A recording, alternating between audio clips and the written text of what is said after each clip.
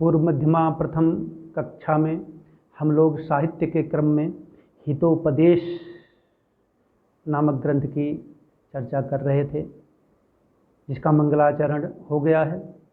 आइए आज हम सब लोग उसके दूसरे श्लोक की व्याख्या में संलग्न होते हैं। बड़ा ही सुंदर श्लोक है, पहले आप लोग पाठ करेंगे।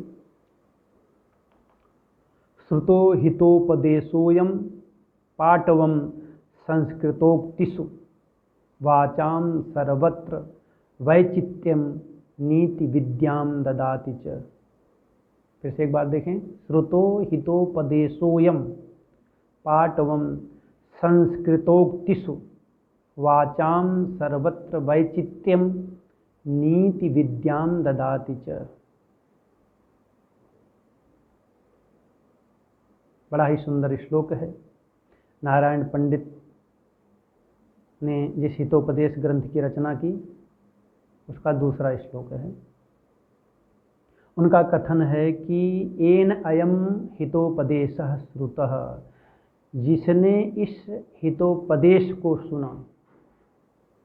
हितोपदेश का अर्थ होता है, पहले दिन के पाठ में हम सब लोग उसकी व्याख्या सुन चुके थे, जो हमारे लिए हितकारी उपदेश हो, जिस उपदेश को सुन करके हम अपने जीवन जीने की कला को सीख सकते हैं। हमें कैसा व्यवहार करना है, कैसा आचरण करना है, इसका ज्ञान अर्जित कर सकते हैं। इस तरह के हितोपदेश वाक्य को जिसने सुन लिया है वह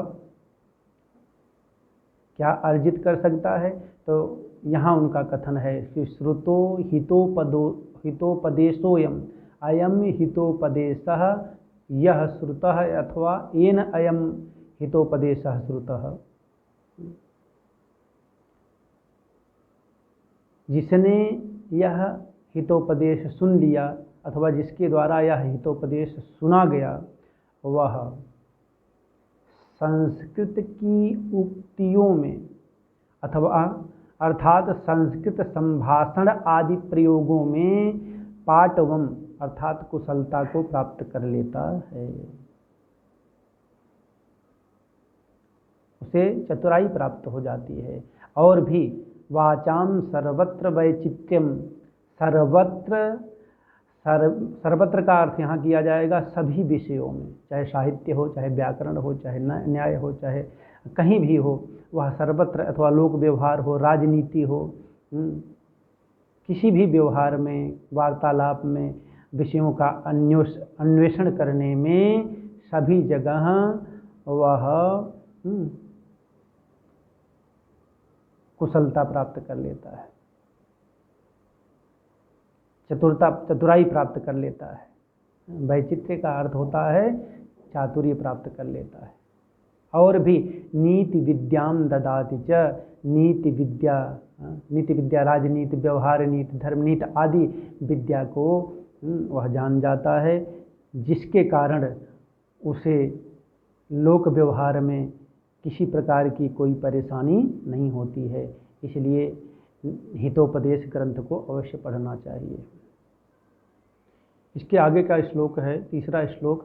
अजरामरवत प्राज्ञो विद्यामर्थंच चिंतयेत, गृहीत इव केशेषु मृत्युना धर्ममाचरेत। अजरामरवत प्राज्ञो विद्यामर्थंच चिंतयेत, गृहीत इव केशेषु मृत्युना धर्ममाचरेत। अजरा अमरवत, अजर अमरवत, अजरामरवत प्राज्ञः। तो प्राज्ञः शब्द यहाँ पहले उस पर विचार हम कर लेते हैं कि प्राज्ञः किसे कहते हैं। प्राज्ञः शब्द के दो अर्थ हो सकते हैं। प्राज्ञः का अर्थ होता है प्रकर्षेण जानातीति प्राज्ञः, प्रसर्ग पूर्वक ज्ञात धातु से का प्रत्यय होता है, जिसका अर्थ विद्वान होता है। लेकिन इसमें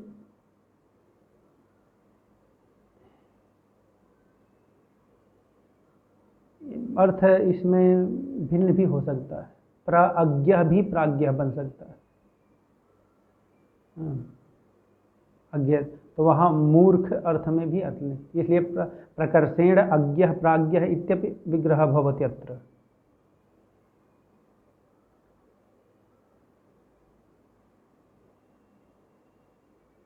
तो प्राज्ञ शब्द का अर्थ पंडित भी होता है और प्राज्ञ शब्द का अर्थ मूर्ख भी हो सकता है, क्योंकि प्र और अज्ञ में जब एक पद बनता है तो दोनों के होने की शंका यहाँ हो सकती है।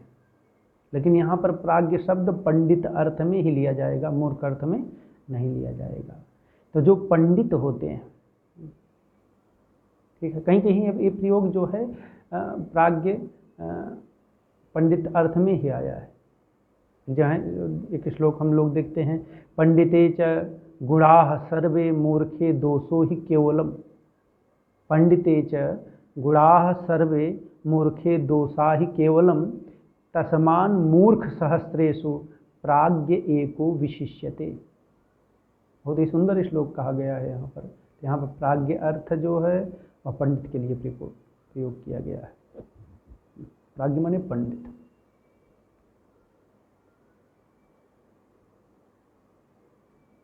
तो जो प्राज्ञ होते हैं, पंडित होते हैं, वह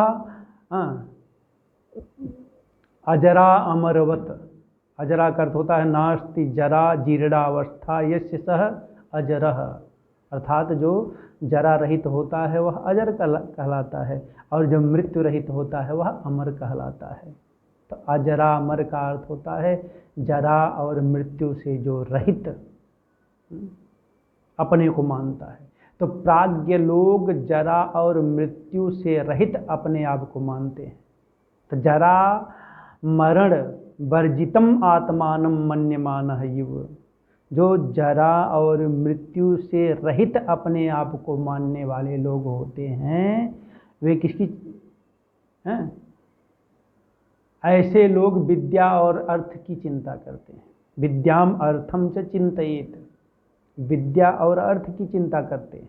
जो अजरा अमरवत होते हैं, अजर अमर के तुल्य अपने आप को स्वीकार करने वाले होते हैं, वह विद्या और अर्थ की चिंता करते हैं।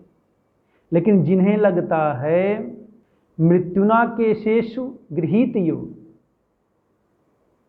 मृत्यु ने मानो सर केश को पकड़ लिया है हाथ से, इस तरह का विचार रखने वाले होते हैं। काल कवलितम युव आत्मानम पश्यन्, जो काल कवलित हुआ, मृत्यु के आगोश में जाता हुआ अपने आप को देखते हैं, ऐसे लोग धर्म का आचरण करते हैं, धर्म का संग्रह करते हैं। तो दो तरह के लोग होते हैं, एक अपने आप को अजरा अमरवत मानते हैं, अब एक मानते हैं कि अब मृत्यु कब हमको पकड़ ले। इस तरह के मानने वाले लोग धर्म का आचरण करते हैं, और जो अजर अमरवत मानते हैं अपने आप को, वो विद्या और अर्थ की चिंता करते हैं। तो आज के इस हितोपदेश के अध्ययन में हम लोगों ने 2 श्लोकों पर विचार किया, और आप लोग इन 2 श्लोकों को अच्छी तरह से देख लीजिएगा। अगर कहीं कोई शंका होगी तो आप सब लोग प्रश्न कर सकते हैं, और